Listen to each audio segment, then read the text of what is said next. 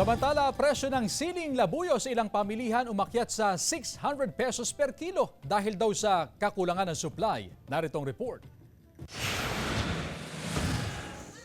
Ilang araw nang wala halos may bentang siling labuyo sa Mangaldan Public Market. Tanging si Aling Virginia lamang ang nagbebenta ng siling labuyo sa pamilihan. Kulang daw ang supply kaya mataas din ang presyo ng siling labuyo na pumalo na ngayon sa 600 pesos kada kilo. Ano pa sa susunod na linggo pang biyahe? Ay ang deliver, opo. Mula na sa Quezon Province ang mga siling labuyo na inaangkat ng mga tindera sa Bagsakan Market sa Urdaneta City. Sa ngayon, walang supply na galing Benguet at Pangasinan. Kaya asahan daw na aakyat sa 1,000 piso kada kilo ang presyo ng siling labuyo. Ang ilang mamimili, murang klase ng sili muna ang binibili. Kunti din kaso mas gusto nila yan, mas mura. 7 barangay sa Mangaldan ang producer ng siling labuyo, kabilang ang Gasang, Usyep, Landas, Salay, Lanas, Bunlag at Banawang. Pero dahil sa nararanasang pag-ulan, naapektuhan ang mga bunga ng kanilang mga tanim. Pag malakas ang malalaglag ang mga yung bulaklak, kaya hindi magiging fruit, yun. Inaasahan daw na pagpasok ng Nobyembre ay unti-unting babalik sa normal ang presyo ng siling labuyo. Kasama si Jing Dakanay, Jasmine Gabriel Galban,